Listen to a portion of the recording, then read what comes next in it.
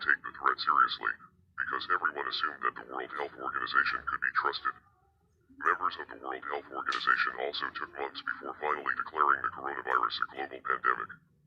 During press conferences in recent months, representatives of the organization insisted that they wanted to avoid declaring a pandemic because they didn't want to scare anyone or create a panic. However, scientific findings have since shown that we were already dealing with a global pandemic by the time that Chinese authorities decided to quarantine Wuhan, because the genetics of the virus has been traced back to at least October or November 2019.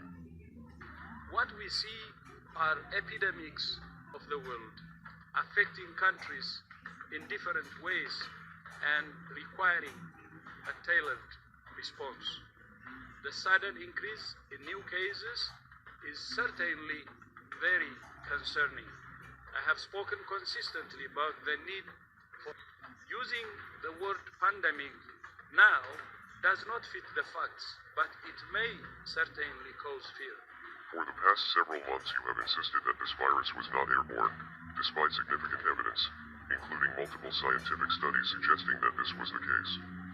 Now that the whole world is in lockdown, you have finally admitted that this virus can be transmitted through the air, despite the fact that numerous scientific studies since January have confirmed this to be.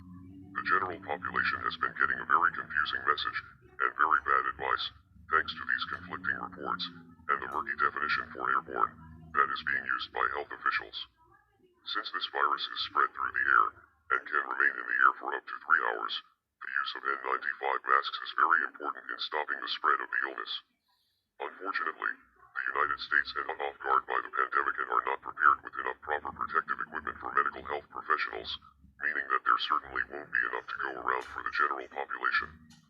The World Health Organization is ignoring the science and the common sense, but masks have been proven to drastically reduce the spread of illnesses like the one we are facing.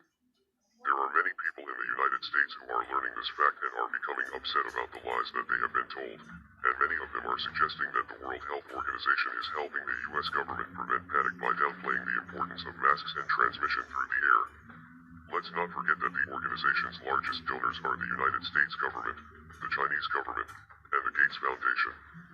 This is perhaps why WHO officials have refused to recognize Taiwan as a separate entity from China, and why the organization has praised the leadership of both the US and China, despite the fact that both governments have been criticized for their lack of transparency and the heavy-handed tactics that have been used to enforce quarantines.